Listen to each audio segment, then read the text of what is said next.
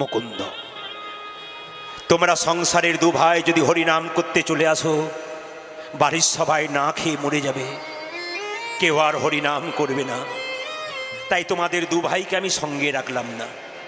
তুমি হলে বড় ভাই, এ সংসারে যারা বড় ভাই হয় তাদের দায়িত্ব সবচাইতে বেশি থাকে। এই মহাপ্রভুর বাণী ভালো করে শুনবেন। এ সংসারে যারা বড় ভাই হয়, বড় বউ হয়, তাদের দায়িত্ব বেশি থাকে। কেন প্রভু? একটা বনের মধ্যে বড় বড় গাছ যেমন ছোট ছোট গাছগুলোকে ঝড়ঝঞ্ঝা থেকে রক্ষা করে, একটা সংসারের বড় ভাই সমস্ত দায়িত্ব মাথায় নেয়। যতই ছোট ভাই খারাপ কথা বলুক, তবু বড় ভাই সংসারটাকে ধরে থাকে। তুমি যে বড় ভাই গো, তুমি ফিরে যাও শ্রীখণ্ডে। তবে মুকুন্দ, তোমার তো চিকিৎসাতে খুব একটা নাম ডাক ছিল না। এই দেখো, আমি আশীর্বাদ করলাম তোমার মাথায় হাত ঠেকিয়ে। তুমি কাল থেকে বাড়ি গিয়ে যাকেই চিকিৎসা করবে তারই রোগ ভালো হয়ে যাবে। এখানে এতজন কীর্তন শুনতে এসছেন, এর মধ্যে একটা শিক্ষা নিয়ে নিন। যদি যে কেউ যে কোনো কাজ করুন, যে কোনো ব্যবসা করুন, যদি মহাপ্রভুর গুণকীর্তন, ভগবানের কৃষ্ণ নাম যেখানে হয়, সেই জায়গায় বসে ভক্তি ভরে কীর্তন শুনলে আপনি যে কাজ করেন সেই কাজ দিনের পর দিন সফলতা অর্জন হবে, যদি ভক্তি ভরে করতে পারেন। ও মুকুন্দ, তুমি চলে যাবে তোমার বাড়ি, কিন্তু তোমার সঙ্গে শর্ত আছে। তুমি বাড়ি গিয়ে একটা গোপীনাথের মন্দির তৈরি করো, জীবের দ্বারে হরিনাম দাও, আর গরিবের চিকিৎসা করো। বড় লোকের চিকিৎসা করো না, গরিবের করবে। 1 টাকা নিও না, কিন্তু ভগবান তোমাকে ঠিক কৃপা করবে। তুমি যাও, ফিরে জীবের দ্বারে হরিনাম দাও আর গরিবের চিকিৎসা করো। মুকুন্দ সরকার বাড়ি ফিরে এলো, ছোট্ট একটা গোপীনাথের মন্দির তৈরি করলো। তার স্ত্রী সকালবেলায় ঘুম থেকে উঠে দরজায় গোবর জল ছেড়া দিচ্ছে। আস্তে বাবা, আস্তে। সতী নারীর প্রতি গোবিন্দ পাই, সতী নারী যারা হয় না, গোবিন্দের চরণ তারা পায় না। এইদিকে শুনবেন, এইদিকে শুনবেন মায়েরা। সতী নারী কারা? আস্তে। সতী নারী কারা? সকালবেলায় ঘুম থেকে উঠে স্বামীর পা ছুঁয়ে প্রণাম করে যারা। আপনারা এতজন এসছেন, কে কে স্বামীকে সকালে প্রণাম করেন? হাত তুলুন দেখি। কেউ করে না। যারা ডবল এসছে তারা দেখছে আমাদেরটা তুলছে কিনা। আস্তে, সিটিটা বন্ধ করুন। এইদিকে লক্ষ্য করুন মায়েরা, সকালবেলায় ঘুম থেকে উঠে স্বামীকে প্রণাম করবেন, সতী নারী হয়। যারা করেন নাই, আজকে কীর্তন শুনে রাত্রিবেলায় বাড়ি যাবেন, ভোরবেলায় স্বামীকে প্রণাম করবেন। আর দাদা ভাইয়েরা সব পাগুলো একটু ধুয়ে মুছে শোবেন, আপনাদের সকালবেলায় প্রণাম হবে। আচ্ছা, আমি একটা ছোট্ট কথা বলি, যেমন মজা আছে কীর্তনে, সেরকম তত্ত্ব আছে, আপনাদের বুঝিয়ে দিই। সতী নারী কাকে বলে মা? আপনার সঙ্গে আপনার স্বামীর সম্পর্ক কি, একটা একটা করে বলবো। আপনি যে সিঁথিতে সিঁদুর নেন, ক জায়গায় নিতে হয়? মেয়েদের শরীরে 5 জায়গায় সিঁদুর নিতে হয়। একটু হাত তুলবেন।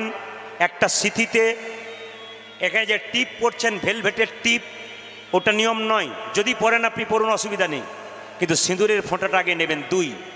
3 নম্বর জায়গা কোথায়? আপনার কণ্ঠ। 4 নম্বর জায়গা কোথায়? আপনার শাখা। 5 নম্বর জায়গা কোথায়? আপনার শাড়ির কোনা। এই 5টা জায়গায় আপনাদের সিঁদুর নিতে হয়। সীতার কথা আপনাদের একটু বলে যাই। রামচন্দ্র যখন বনবাসে যাচ্ছিল, সীতা তখন পেছন ধরেছিল। সেখানকার অযোধ্যার একজন নারী চিৎকার করে বলেছিল, এ সীতা, তোর শ্বশুর মশাই রাজা, তোর বাবা জনক রাজা, তা সম্পদ ছেড়ে তুই বনবাসে যাবি কেন? সীতা বলেছিল, শোনো মা, সম্পদে কিবা কাম, সম্পদ মম দুর্বাদল নবদুর্বাদল ঘনশ্যাম। একমাত্র মেয়েদের শেষ জায়গা হলো স্বামী। আমি আপনাদের বারবার বলবো, যে যেখানে বসে আছেন, বিভিন্ন জায়গায় হিন্দু ধর্মের বিভিন্ন প্রবলেম আসছে। আমি আপনাদের বলি, একটু মাইকটা ঠিক করুন, চঞ্চল শব্দ হচ্ছে, মানে কথা বল, দেখুন দেখুন, একটু গ গ শব্দ হচ্ছে, শব্দ বন্ধ করুন, একটু ঠিক করুন, কথাগুলো সুন্দরভাবে বলতে দিন। আমাকে বায়না করেছে আন্দামান নিকোবর দ্বীপপুঞ্জ, সেখানকার মানুষ, একজন বিখ্যাত প্রফেসর আছেন, তিনি বায়না করেছেন, কথাবার্তা বলে রেখেছেন। উনি বলতে চাইছেন, এই দ্বীপপুঞ্জের মাটিতে 250 কিলোমিটার এই সমুদ্রের জলে আপনাকে নিয়ে নিয়ে যাব।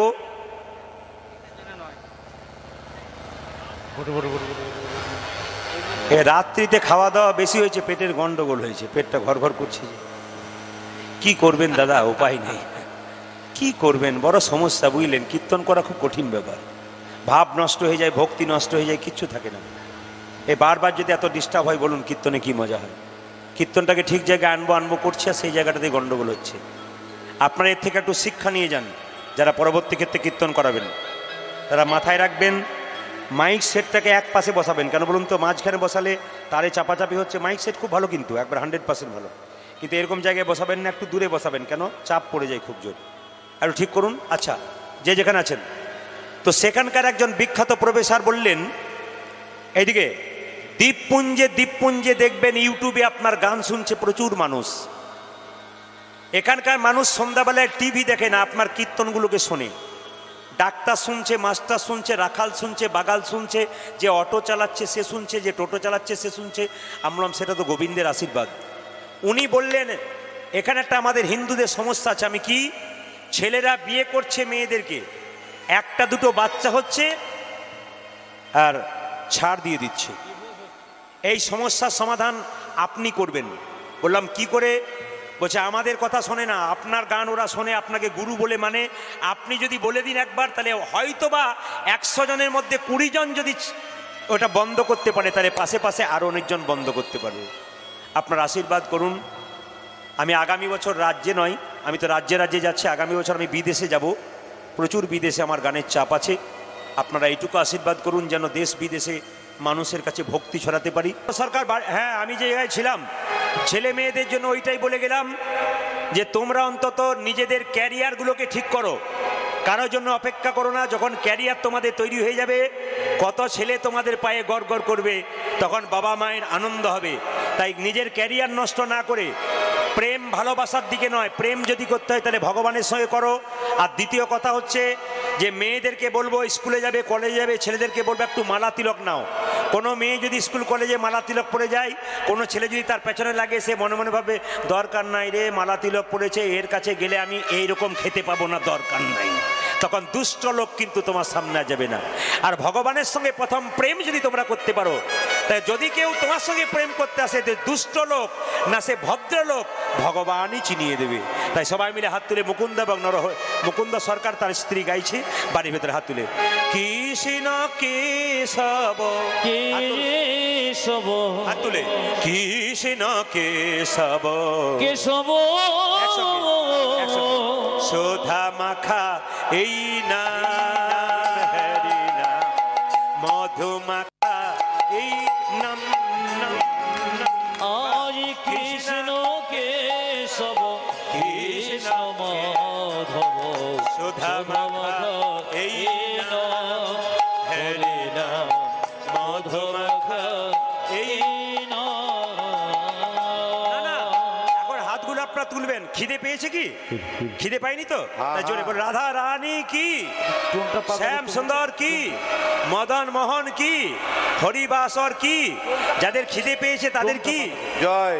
দেখলাম কত আপনারা ডুবে গেছেন, হাত তুলে কৃষ্ণ কেশব কৃষ্ণ কেশব, সুধা মাখা এই নাম হরি নাম, মধু মাখা এই নাম, ধ্বনি। আজ কৃষ্ণ কেশব কৃষ্ণ কেশব, সুধা মাখা এই নাম হরি নাম, মধু মাখা এই নাম নাম নাম। কৃষ্ণ কেশব কৃষ্ণ কেশব, সুধা মাখা এই নাম হরি নাম, মধু মাখা এই নাম নাম নাম নাম। বলো ধ্বনি। কৃষ্ণ কেশব কৃষ্ণ কেশব, সুধা মাখা এই নাম হরি নাম, মধু মাখা এই নাম নাম। হ্যাঁ, এই গানটা গাইবার আগে ফাঁকে ফাঁকে তত্ত্ব ঢুকিয়ে দিই আপনাদের। বৈষ্ণবের চরণে ভালোবাসা দিন, ভগবানকে পাবেন। ছোট্ট করে শোনাকুন, বৈষ্ণব কাকে বলে? সবাইকে বৈষ্ণব বলে না, একটু মানেগুলো বুঝুন। ত্রিনাদপি শুনি চেন তরিব সহিষ্ণুনা, অমানেন মানদেন কীর্তনীয় সদাহরি। একটু বলে দিই আপনাদের, ঘাসের ওপরে পা দেবেন, ঘাস মাথা নিচু করবে, পা উঁচু করবেন, আবার ঘাস মাথা উঁচু করবে। বৈষ্ণবকে হাজার কথা বলবেন, বৈষ্ণব ওই যে মাথা নিচু করবে আর উঁচু করবে না, ইনি বৈষ্ণব। বৈষ্ণব চিনবার উপায় বলে দিই, তররিব সহিষ্ণু না। গাছকে কাটবেন, গাছ যতক্ষণ না মাটিতে পড়ছে ততক্ষণ কি করবে? আপনাকে ছায়া দান করবে, আপনাকে ফল দান করবে।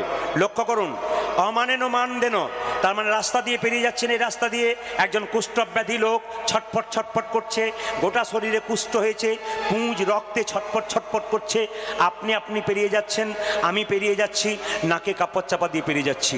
কিন্তু কোনো বৈষ্ণব যদি তাকে দেখতে পাই, তাকে কোলে কোল দিয়ে বলে, এ জগতের কোনো ডাক্তার তোকে ভালো করতে পারে নাই, আমার কোলে কোল দিয়ে একবার হরি বল বল, তোর দেহরোগ তো দূর হবে, তার সঙ্গে তোর ভব রোগ পর্যন্ত দূর হবে। ইনি হচ্ছেন বৈষ্ণব। আর বৈষ্ণব কাকে বলে? 5টা লক্ষণ। তিলক, তিলক, তুলসী মালা, শিখা ও কৌপিন, বহিব্বাসে হরিনাম, মুখে নিষিদিন, ইনি হচ্ছেন বৈষ্ণব। আর বৈষ্ণব কাকে বলে বাবা? হাজার হাজার বটের ফল বট গাছে হয়, একটাও বট গাছের নিচে চারা গাছ হয়, জোরে বলুন। হাজার হাজার বটের ফল বট গাছে হয়, বট গাছের নিচে পড়ে একটাও চারা গাছ হয়। পাখিতে খেয়ে স্টোমাকে গিয়ে ছাতের কার্নিসে পায়খানা করে, তার থেকে বট গাছ হয়। সেরকম হাজার হাজার লোকের মুখে কৃষ্ণ কথা শুনলে হবে না, যতক্ষণ না বৈষ্ণবের মুখে মধুমাখা নাম শুনবেন, আপনার শরীরে কৃষ্ণ প্রেমের অঙ্কুর হবে না। আর বৈষ্ণব কাকে বলে? আস্তে। আর বৈষ্ণব কাকে বলে? নদী জল দেয় নিজের জন্যে নয়, জগতের জন্যে। বৈষ্ণব নাম দেয় নিজের জন্যে নয়, জগতের জন্যে। গাছ ফল দেয় নিজের জন্যে নয়, জগতের জন্যে। বৈষ্ণব নাম দেয় নিজের জন্যে নয়, জগতের জন্যে। বৈষ্ণবের স্বভাব কেমন দেখুন, কাউকে অভিশাপ দেবে না, হাসি মুখে যাবে, যতই খারাপ কথা বলবেন, ইনি বৈষ্ণব। এই জন্য বলে রাখি, যে যেখানে বসে আছেন আমার দিকে তাকান, একটা কলেজে পড়া মেয়ে বিএ পাস করেছে, 3 তলার ছাদের উপরে দাঁড়িয়ে আছে, একটা বৈষ্ণব গঙ্গা স্নান করে রাস্তা দিয়ে পেরিয়ে যাচ্ছে, ন্যাড়া মাথা, মস্তক মুন্ডন, শিখা রেখেছে। সেই মেয়েটি ছাদের উপর থেকে বৈষ্ণবকে লক্ষ্য করে বলছে, যেই না বৈষ্ণবের মাথায় থুতু ফেলেছে, বৈষ্ণব বলল, তুই আমার মাথায় থুতু ফেলে দিলি মা? আচ্ছা ঠিক আছে বাবা, ঠিক আছে, আবার গঙ্গা স্নান করব। আপনাকে আমাকে একবার থুতু ফেলুক, দেখুন কি হয়, একবার নেমে আয়, তারপর দেখছি তুমি, একবার নেমে আয়, আমরা বলি না? কিন্তু বৈষ্ণব বলল, মা থুতু ফেলে দিলি তো? আচ্ছা ঠিক আছে বাবা, আবার স্নান করি।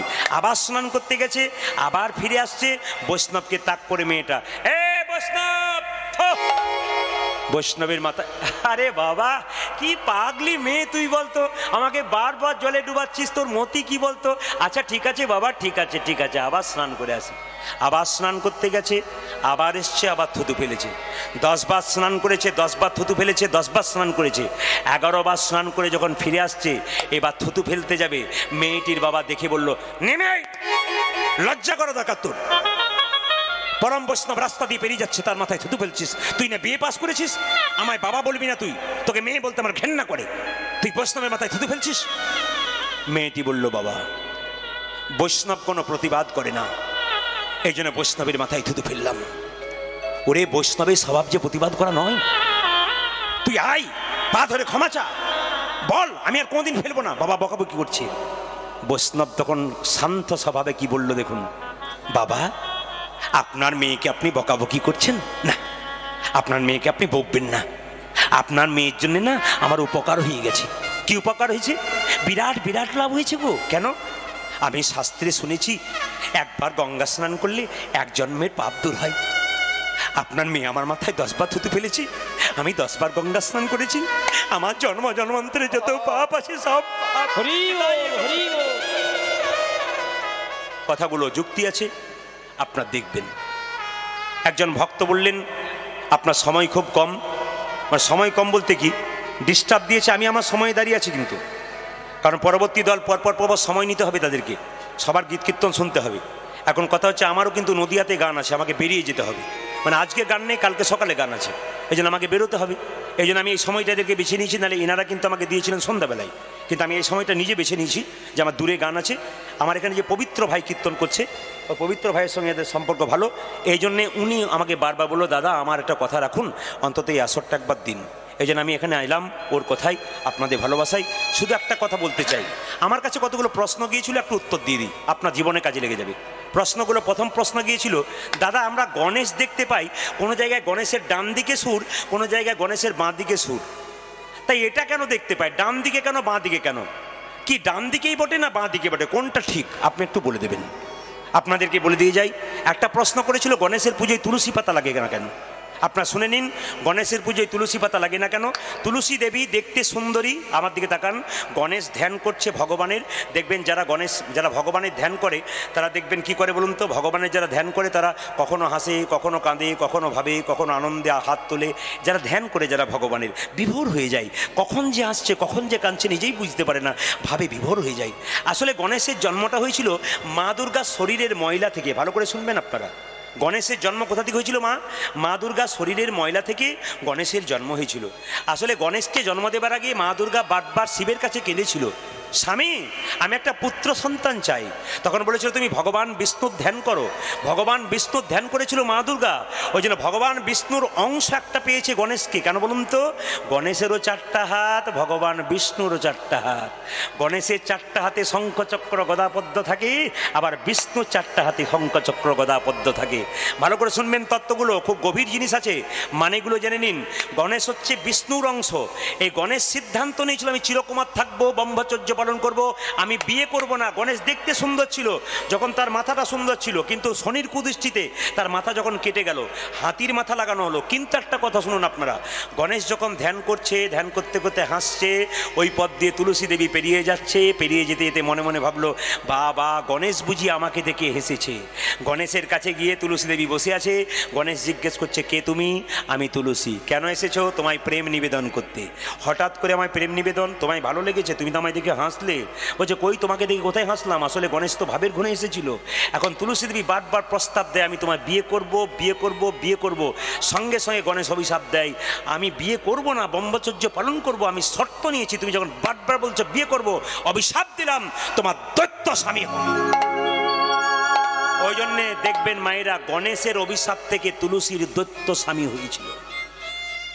আর একটা কথা আপনার শুনে রাখুন, তুলসী দেবী তখন অভিশাপ দিয়েছিল, গণেশজি তোমার এত অহংকার, তুমি ব্রহ্মচর্য পালন করবে, তুমি দেখতে সুন্দর, তুমি আমায় হেসেছিলে বলে পাগলিনীর মতো তোমার কাছে চলে গিয়েছিলাম, তুমি যখন আমায় প্রত্যাখ্যান করলে আমার মতো তুলসীকে, আমি তোমার অভিশাপ দিলাম, তোমার ব্রহ্মচর্য ভাঙবে, তোমার একের চাইতে অধিক বিবাহ হবে। এই জন্য গণেশের 2টো বিয়ে হয়েছিল মায়েরা। আমার দিকে তাকান, একটা স্ত্রীর নাম ছিল সিদ্ধি, একটা স্ত্রীর নাম ছিল ঋদ্ধি। ভালো করে তাকাবেন, সিদ্ধি বসত গণেশের ডান দিকে আর ঋদ্ধি বসত গণেশের বাঁ দিকে। সবাই একটু ভেবে নিন তো, কারো যদি 2টো স্ত্রী হয়, 2টোকে এসে ভালোবাসে, ডান দিকে বাঁ দিকে যদি বসায়, ডান দিকের জন যদি বলে আমার দিকে ঘোরো, বাঁ দিকের জন বলবে কেন দিকে ঘুরছো, এদিকে ঘোরো। এখন সিদ্ধি যখন বলে এই যে স্বামী আমার দিকে ঘোরো, সোঁটটা তখন কি ঋদ্ধির দিকে যাবে না সিদ্ধির দিকে যাবে? জোরে বলুন, জোরে বলুন, যুক্তি বুঝতে হবে আর কি। যখন গণেশকে সিদ্ধি বলতো আমার দিকে তাকাও, তখন গণেশের সুর ডান দিকে, সিদ্ধির দিকে। আবার ঋদ্ধি বলতো ওই দিকে কি তাকাচ্ছ, এইদিকে, তখন গণেশের সুর আবার বাঁ দিকে। তার মানে গণেশের সুর বাঁ দিকেও হয়, ডান দিকে হয়। যখন সিদ্ধির দিকে তাকায় তখন ডান দিকে, ঋদ্ধির দিকে তাকায় তখন বাঁ দিকে। আপনারা কোন গণেশ বাড়িতে রাখবেন, ব্যবসা যারা করেন তারা কোন গণেশ বাড়িতে রাখবেন, শাস্ত্রের কথা, সুন্দর কথা, ব্যাখ্যার কথা, বর্ণনার কথা, প্রেমের কথা, প্রমাণিত কথা, প্রমাণ ছাড়া কথা নয়, মন দিয়ে শুনবেন।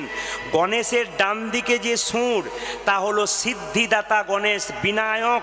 তার মানে কি, আপনি যদি ভক্তি চান ভগবানের, তাহলে আপনি গণেশ ডান দিকে সুর রেখেছে, সেই সুরাওলা গণেশ বাড়িতে রাখুন। কারণ মেয়েরা তো ভক্তি করে, পুজো করে, সিদ্ধি লাভ করবেন যদি, তাহলে গণেশের ডান দিকে সুরটা বাড়িতে রাখুন। আর ঋদ্ধি মানে সমৃদ্ধি, বাঁ দিকে যে থাকে ওটা সমৃদ্ধি, মানে ব্যবসা বাণিজ্যতে উন্নতি হয়। ওই জন্য বড় বড় ব্যবসায়ীদের সাইডের দিকে তাকাবেন, যারা তত্ত্ব বোঝে, যারা গান বোঝে, যারা পড়াশোনা করেছে, তারা দেখবেন গণেশের বাঁ দিকে যে সুরটা রয়েছে ওই দিকটা কিন্তু দোকানে রাখে। তাই দোকানদানি ব্যবসা যারা করছেন তারা বাঁ দিকে গণেশের সুরটা রাখবেন, আর বাড়িতে মায়েরা যে গণেশকে রাখবেন এরকম ছবি কিনবেন যেন ডান দিকে সুরটা থাকে। একটু কথা বলে দিই, একজন প্রশ্ন করেছিল এখানে এসে যে লেবু লঙ্কা কেন দোকানে টাঙানো হয়। শুনে রাখুন, লক্ষ্মীর প্রিয় খাদ্য হচ্ছে মিঠাই, আর দারিদ্রতার প্রিয় খাদ্য হচ্ছে টক আর ঝাল। এই জন্য আমার বাড়িতে খবর হয়েছে, আমার দরজার সামনে 10 লাখ টাকা রাখা আছে। চোর বলল দরকার নাই, প্রদীপ পালের ঘরের ভেতরে ঢুকবো কি করে, 10 লাখ টাকা দরজার সামনে টাঙানো আছে, ওইটা নিয়েই বেরিয়ে যাব, ভেতরে ঢোকার দরকার নাই, আমার পাবার জিনিস পেয়ে গেলাম। তার মানে উদাহরণটা আমি এই জন্যে দিলাম, যদি দারিদ্রতার টক আর ঝাল পছন্দ হয় আর দোকানদাররা যদি লেবু আর লঙ্কা দরজায় টাঙায় আর দারিদ্র ভেতরে ঢুকবে, সব তো বাইরে থেকেই পালিয়ে যাবে। না না, ব্যাখ্যাগুলো শুনবেন, প্রত্যেকটি ব্যাখ্যা আছে, প্রত্যেকটি তত্ত্ব আছে।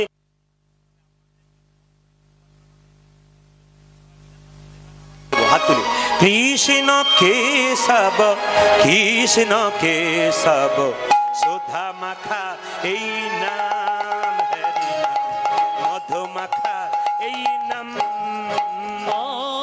কৃষ্ণ কেশব কৃষ্ণ মাধব সুধা মাখা যে নাম, হরে নাম মধু মাখা এই নাম।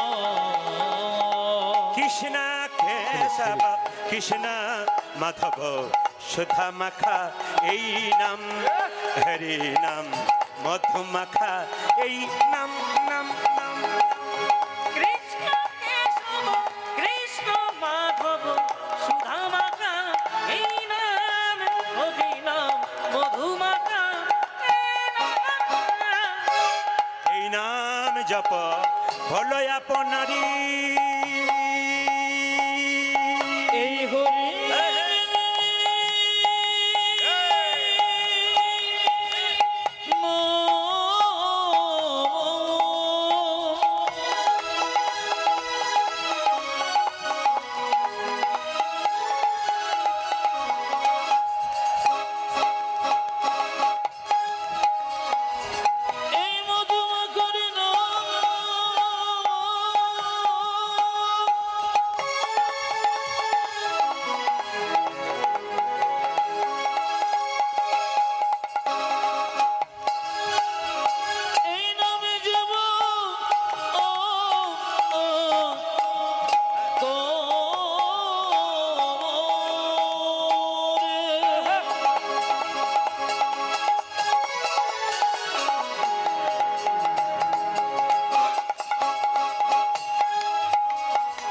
তারি সরিব দুঃখ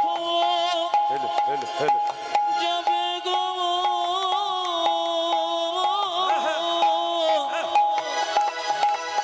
যাবে গো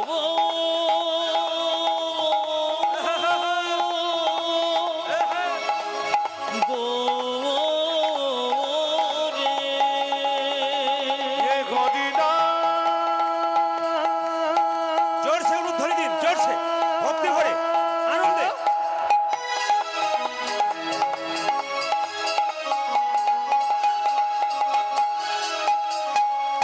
এই মধু মাখা কৃষ্ণ না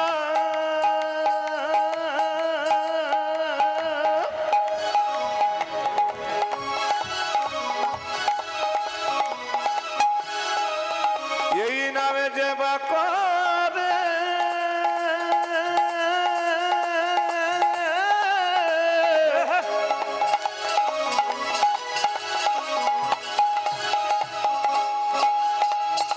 তারা খুদা তৃষ্টি না যাবে গো দূরে,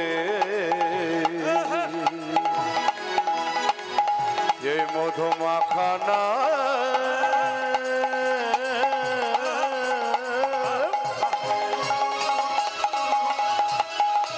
এই সুদা মাখা